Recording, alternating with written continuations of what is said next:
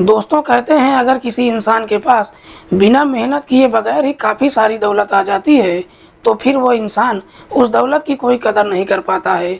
और इंसान को अचानक से काफ़ी सारी दौलत मिल जाती है तो वो सबसे पहले गलत रास्तों का चुनाव कर लेता है।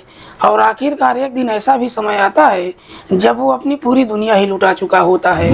आज की कहानी में भी बिल्कुल ऐसा ही होता है। नमस्कार, प्रणाम, मैं आपका भाई, आपका दोस्त अभय, और आप देख रहे हैं द कीप क्राइम। दोस्तों, आज की जो सच्ची कहानी मैं आपको सुनाने जा रहा हूँ, ये सच्ची कहानी है बिहार प्रदेश की। बिहार का एक जिला पड़ता है पूर्णिया, और इसी पूर्णिया का एक थाना पड़ता है केहाट, और इसी थाना क्षेत्र के अंतर्गत एक कॉलोनी आती है जेपी नगर। और इसी जेपी नगर का रहने वाला है जयप्रकाश।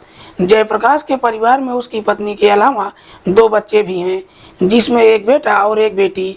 बेटी का नाम है सीमा और बेटे का नाम है अनिल। जयप्रकाश जो अपने इलाके का बहुत बड़ा जमींदार ही नहीं है, बल्कि उसके पास करोड़ों की संपत्ति भी है। जयप्रकाश के पास जितनी ज़्यादा संपत्ति है उतना ही बड़ा दिलदार भी है, क्योंकि जयप्रकाश के पास अगर कोई भी आता है वहाँ से खाली हाथ वापस नहीं जा सकता है। यूँ कह सकते हैं कि जयप्रकाश के घर के कोने कोने में लक्ष्मी वास करती है।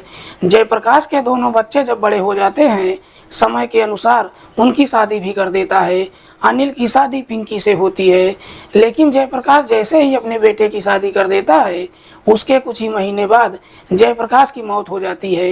हालांकि जयप्रकाश के इलाके के लोग उसको इस हद तक पसंद करते हैं कि जब जयप्रकाश की मौत हो जाती है उसके बाद इलाके का नाम जयप्रकाश के नाम पर ही जेपी नगर रख दिया जाता है।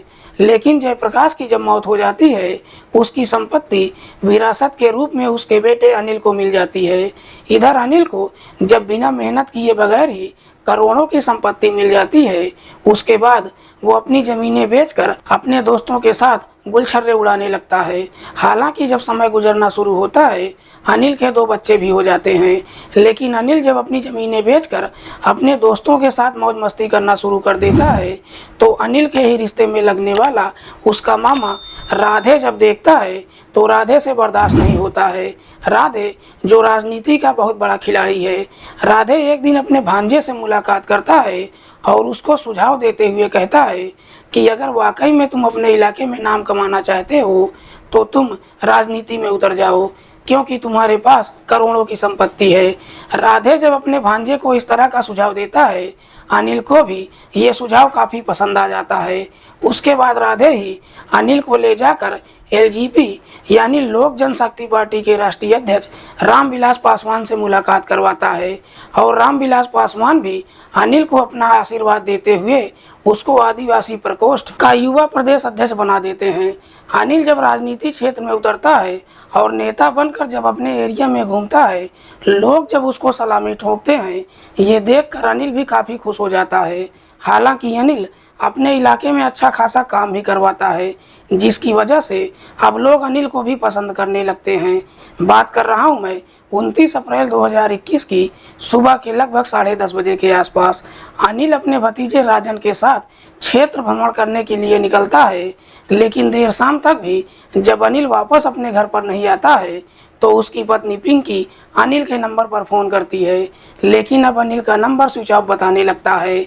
इसीलिए पिंकी अब अपने भतीजे राजन के नंबर पर फ़ोन करती है और उससे अनिल के बारे में पूछताछ करती है। राजन कहता है कि चाचा मुझे लेकर प्रियंका मैडम के घर पर गए थे।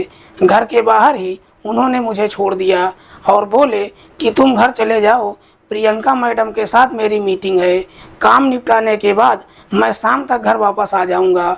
प्रियंका जिसके पति का नाम है राजा, जो केसी नगर इलाके की रहने वाली है। दरअसल अनिल और प्रियंका एक दूसरे को बहुत पहले से ही जानते हैं। राजन जैसे ही इस तरह की बातें कहता है, अब पिंकी प्रियंका के नंबर पर फ़ोन करती है और अपने पति के बारे में पूछताछ करती है, तो प्रियंका भी अपना पल्ला झाड़ते हुए कहती है कि अनिल तो मेरे घर पर आए ही नहीं थे। प्रियंका जैसे ही इस तरह की बातें कहती है, ये सुनकर पिंकी का पूरा परिवार काफ़ी परेशान हो जाता है, किसी को कुछ समझ में नहीं आता है कि आखिरकार अनिल अपना मोबाइल स्विच ऑफ करके पता नहीं कहाँ चला गया है। उसके बाद अनिल के परिवार वाले उसके जितने भी जानने वाले रिश्तेदार होते हैं सबके नंबरों पर फ़ोन करते हैं और अनिल के बारे में पूछताछ करते हैं, लेकिन इसके बावजूद भी अनिल के बारे में कुछ पता नहीं चलता है। इसीलिए उसकी पत्नी पिंकी शाम को ही नज़दीकी थाने में जाती है और अपने पति की गुमशुदगी की रिपोर्ट दर्ज करवा देती है। पुलिस जब गुमशुदगी की रिपोर्ट दर्ज करती है, पिंकी को घर भेजते हुए ये आश्वासन देती है कि हम जल्द से जल्द अनिल को खोज निकालेंगे। लेकिन पुलिस जैसे ही गुमशुदगी की रिपोर्ट दर्ज करती है, पुलिस भी काफ़ी तेज़ी से हरकत में आती है, क्योंकि अनिल अपने इलाके का कोई छोटा मोटा आदमी नहीं था। पुलिस को अब ये डर सताने लगता है कि अगर उसके समर्थकों को मालूम चल गया कि अनिल कहीं गायब हो गया है, समर्थक हंगामा करने लगेंगे। इसीलिए पुलिस अब अनिल की हर जगहों पर तलाश करना शुरू कर देती है। इधर अनिल के परिवार वालों का रो रो कर काफ़ी बुरा हाल हो जाता है। पूरी रात गुजर जाती है, लेकिन अगली सुबह तक भी अनिल अपने घर पर वापस नहीं आता है। लेकिन जैसे ही सुबह हो जाती है, अगले दिन 10 बजे के आसपास पिंकी के नंबर पर एक फ़ोन आता है। दरअसल वो फ़ोन किसी और के नंबर से नहीं, बल्कि उसके ही पति अनिल के नंबर से आया था। पिंकी जैसे ही अपने पति का नंबर देखती है, तुरंत ही फ़ोन उठाती है। इससे पहले कि उधर से कोई बोल पाता, पिंकी अपने पति से कई तरह की शिकायत करती है। पिंकी अपने पति से कहती है कि तुम अपना मोबाइल स्विच ऑफ करके कहाँ चले गए हो? तुमको थोड़ा भी अंदाज़ा है कि घर परिवार वाले कितना परेशान हो गए हैं? पिंकी अपने पति से अभी शिकायत कर ही रही थी कि तभी उधर से एक व्यक्ति कहता है कि सुनो, दरअसल मैं तुम्हारा पति नहीं बोल रहा हूँ, बल्कि तुम्हारा पति हमारे कब्जे में है। हमने अनिल का अपहरण कर लिया है और अगर तुम अपने पति को सही सलामत देखना चाहती हो तो 10 लाख रुपए का इंतजाम कर दो। मैं तुमको फिर से फ़ोन करूँगा और तुमको बताऊँगा कि पैसे कहाँ पर पहुँचाना है। लेकिन इतना याद रखना कि अगर इस बारे में तुमने किसी को तो क्या, पुलिस को भी कुछ नहीं बताना है। और अगर तुम पुलिस के पास गई तो मैं तुम्हारे पति को कई हिस्सों में काट कर कुत्तों को खिला दूंगा। फ़ोन करने वाला व्यक्ति जैसे ही इस तरह की बातें कहता है, ये सुनकर पिंकी भी एकदम से डर जाती है और उस व्यक्ति से फ़ोन पर ही गिड़गिड़ाते हुए कहती है कि तुम जितना भी पैसा मांगोगे, जहाँ भी कहोगे, मैं वहाँ पर पहुँचा दूँगी, लेकिन मेरे पति को कुछ मत करना। शाम के वक्त वो व्यक्ति फिर से पिंकी के नंबर पर फ़ोन करता है, अपना ठिकाना बताता है। पिंकी वहाँ पर ले जाकर 10 लाख रुपए भी पहुँचा देती है और इस बारे में पुलिस को भी कुछ नहीं बताती है। अपहरण करने वाला व्यक्ति कहता है कि जैसे ही हमको पैसा मिल जाएगा, देर शाम तक तुम्हारा पति घर वापस चला जाएगा। लेकिन रात हो जाती है, इसके बावजूद भी अनिल घर पर नहीं पहुंच पाता है। उसके बाद पिंकी अपने पति के नंबर पर फ़ोन करती है, लेकिन अब अनिल का नंबर लगातार स्विच ऑफ बताने लगता है, जिससे पिंकी को पूरा भरोसा हो जाता है कि अपहरण करने वालों ने उसके साथ धोखा किया है। इसके बावजूद भी पिंकी ना तो थाने में जाती है और ना ही इस बात की जानकारी पुलिस वालों को देती है। जैसे ही 2 दिन का समय गुजर जाता है, 2 मई 2021 को थाना के हट के अंतर्गत डगराहा गांव की कुछ महिलाएं जब सुबह सुबह अपने खेतों में काम करने के लिए जाती हैं तो देखती हैं कि खेत में एक व्यक्ति का हाथ दिखाई दे रहा है। महिलाएं जैसे ही इस तरह का नज़ारा देखती हैं, वहां से भागते भागते गांव में आती हैं और आकर गांव के लोगों को बताती हैं। इधर गांव के लोगों को जैसे ही जानकारी होती है, पूरे गांव के लोग वहां पर इकट्ठा हो जाते हैं। साथ ही साथ इस बात की जानकारी नज़दीकी थाने में देते हैं। इधर पुलिस को जैसे ही सूचना मिलती है, घटना स्थल पर पहुंचती है। सबसे पहले गड्ढा खुदवाकर डेड बॉडी को बाहर निकालती है तो मालूम चलता है कि मरने वाला व्यक्ति कोई और नहीं बल्कि अनिल ही था। दरअसल हत्यारों ने अनिल के साथ बर्बरता की सारी हदें को पार कर दिया था। अनिल की किसी नुकीली चीज से उसकी दोनों आंखों को बाहर निकाल दिया था। इधर जैसे ही इस बात की जानकारी अनिल की पत्नी पिंकी को मालूम चलता है, पूरा परिवार घटनास्थल पर पहुंचता है और जब उस डेड बॉडी को देखते हैं तो देखकर शिनाख्त कर लेते हैं। लेकिन जैसे ही इस बात की जानकारी अनिल के समर्थकों को मालूम चलता है, चौराहा घेर कर आगजनी करना शुरू कर देते हैं और पुलिस प्रशासन के ऊपर दबाव डालने लगते हैं। पुलिस भी आनन फानन में सबसे पहले अनिल की डेड बॉडी को अपने कब्जे में लेती है और उसे पोस्टमार्टम के लिए भेज देती है और फिर पिंकी से पूछताछ करती है कि क्या तुमको किसी पर शक है कि अनिल की हत्या कौन कर सकता है। इस पर पिंकी रोते हुए पुलिस वालों से कहती है कि साहब, मेरे पति की हत्या किसी और ने नहीं बल्कि प्रियंका ने किया है। प्रियंका जो केसी नगर इलाके की रहने वाली है। पिंकी जैसे ही इस तरह की बातें पुलिस वालों से कहती है, पुलिस उसी वक्त ही प्रियंका के घर पर जाती है और वहां से प्रियंका को अपनी हिरासत में लेकर थाने में पहुंच जाती है। प्रियंका, जिसकी उम्र है लगभग 36 साल के आसपास। पुलिस जब प्रियंका से अनिल की हत्या के बारे में पूछताछ करती है तो प्रियंका इधर उधर की बातें करने लगती है। लेकिन जैसे ही पुलिस अपनी शक्ति दिखाना शुरू करती है, आखिरकार मजबूर होकर प्रियंका अपनी सच्चाई कबूल कर लेती है। लेकिन प्रियंका जब इस हत्या की पूरी कहानी बताती है, असलियत जब अनिल के समर्थकों को मालूम चलता है तो समर्थक पुलिस प्रशासन के ऊपर नारेबाजी करने लगते हैं। प्रियंका के पति का नाम है राजा, जो उसका दूसरा पति है। प्रियंका इससे पहले एक और शादी कर चुकी है, लेकिन प्रियंका का पहला पति उसको तलाक दे चुका है। तलाक के वक्त प्रियंका की कोई औलाद भी नहीं होती है। प्रियंका का पति राजा, जो एक प्रोफेसर की गाड़ी चलाता है, ड्राइवरी की नौकरी करता है, थोड़े बहुत पैसे कमाता है, लेकिन प्रियंका के पास करोड़ों की संपत्ति होती है और किसी को समझ में नहीं आता है कि आखिरकार प्रियंका के पास आलीशान बंगला, गाड़ी और इतनी सारी दौलत कहां से आती है। लेकिन सबको यह जरूर मालूम होता है कि प्रियंका अपने इलाके की बदनाम औरत है।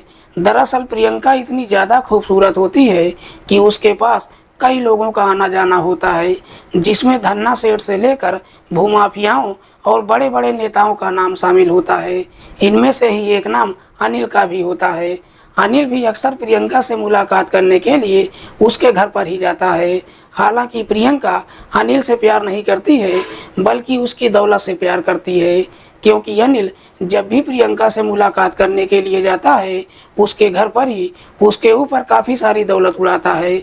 इधर प्रियंका का एक और आशिक भी है, जिसका नाम है अंकित यादव, जो पूर्णिया जिले का एक बेहद फेमस शूटर है। दरअसल अंकित प्रियंका से प्यार कर बैठता है, इसीलिए अंकित को अनिल का प्रियंका के घर आना जाना ठीक नहीं लगता है। एक दिन अंकित जब प्रियंका से मुलाकात करने के लिए उसके घर पर जाता है तो प्रियंका को धमकी देते हुए कहता है कि अनिल को मना कर दो कि वो तुम्हारे पास ना आया करे, और अगर वो नहीं मानता है तो याद रखना, मैं सारी गोलियां उसके सीने में उतार दूंगा। अंकित जैसे ही इस तरह की धमकी प्रियंका को देता है तो प्रियंका भी मुस्कुराते हुए अंकित को अपने पास बिठा लेती है और कहती है कि तुम हमेशा मरने मारने की ही बात क्यों करते हो, कुछ ऐसा दिमाग लगाओ जिससे हम दोनों बेहतर तरीके से अपना जीवन व्यतीत करने लगे। प्रियंका अनिल से कहती है कि मेरे पास एक प्लान है जिससे हमारा अनिल से पीछा भी छूट जाएगा और हमको काफ़ी सारा पैसा भी मिल जाएगा। अंकित उससे कहता है कि तुमको जो कुछ भी करना है जल्द से जल्द करो। प्रियंका अपने प्लान को समझाते हुए कहती है कि क्यों ना हम अनिल का अपहरण कर लेते हैं, उसके बाद उससे 10 लाख रुपया ले लेते हैं और फिर उसको छोड़ देंगे। उसके बाद अनिल खुद ही मुझसे मिलने के लिए नहीं आएगा। जैसे ही इस तरह का प्लान बताती है, अंकित भी प्रियंका की बातों में आ जाता है और फिर इसी प्लान के तहत 29 अप्रैल 2021 की सुबह के लगभग 10:30 बजे के आसपास खुद प्रियंका अनिल के नंबर पर फ़ोन करती है और उसे मिलने के लिए अपने घर पर बुलाती है। इधर अनिल जब प्रियंका से मिलने के लिए अपने घर से निकलता है, अपने साथ अपने भतीजे को भी ले लेता है। जब प्रियंका के घर पर पहुंचता है, वहां से राजन को वापस भेज देता है और खुद प्रियंका से मुलाकात करने के लिए उसके घर पर पहुंचता है तो देखता है कि उसके घर पर पहले से ही अंकित, उसका भांजा मिट्ठू कुमार यादव और उसके 2 दोस्त, जिसमें से एक का नाम है मोहम्मद सादिक और दूसरे का नाम है चुनमुन, ये चारों मौजूद हैं। अनिल जब अपने सामने इन चारों को देखता है तो देखकर काफ़ी डर जाता है और प्रियंका से मिले बगैर ही वापस मुड़ जाता है। लेकिन अनिल जैसे ही वहां से वापस मुड़ता है, ये चारों मिलकर अनिल को धर दबोच लेते हैं। अनिल उनसे छुड़ाने के लिए लड़ बैठता है, लेकिन अनिल जैसे ही लड़ाई शुरू करता है, ये चारों मिलकर अनिल की काफी बुरी तरीके से पिटाई करने लगते हैं। उसके बाद एक रस्सी से अनिल का हाथ पैर बांध देते हैं और साथ ही साथ उसका मोबाइल छीन लेते हैं ताकि अनिल किसी से संपर्क ना कर पाए। उसके बाद अनिल का मोबाइल स्विच ऑफ कर देते हैं। जैसे ही अगले दिन सुबह के 10:30 बज जाते हैं, अनिल का मोबाइल लेकर ऑन करते हैं और उसी के मोबाइल से उसकी पत्नी प्रिंकी के नंबर पर फ़ोन करते हैं और उससे 10 लाख रुपए की डिमांड करते हैं। दरअसल ये चारों मिलकर अनिल के मोबाइल से सिर्फ इसलिए फ़ोन करते हैं ताकि पुलिस इन तक पहुंच न पाए। इधर पिंकी उनके बताए हुए अड्डे पर 10 लाख रुपए पहुंचा तो देती है, लेकिन जैसे ही 10 लाख रुपया मिल जाता है, अब इन चारों को ये डर सताने लगता है कि अगर हमने अनिल को छोड़ दिया तो अनिल हम में से किसी को नहीं छोड़ेगा। इसीलिए सब मिलकर अनिल की गला दबाकर हत्या कर देते हैं। एक नुकीले हथियार से अनिल की दोनों आंखों को बाहर निकाल देते हैं।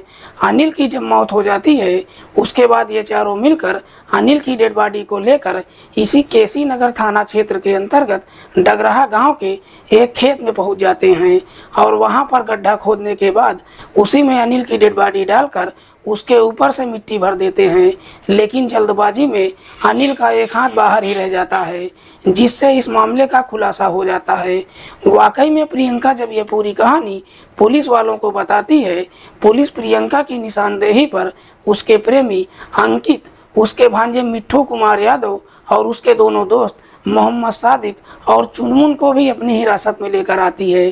फिलहाल पुलिस ने इन चारों आरोपियों को अपनी हिरासत में लेकर इन सब के ऊपर गंभीर धाराओं में मुकदमा दर्ज करके जेल भेज दिया है। दोस्तों, आज की कहानी सुनाने का उद्देश्य किसी को परेशान करना नहीं है, किसी की भावनाओं को आहत करना नहीं है। हमारा उद्देश्य समाज में हो रहे अपराध के प्रति आपको जागरूक करना है। मिलते हैं किसी और सच्ची कहानी के साथ, तब तक के लिए नमस्कार। जय हिंद।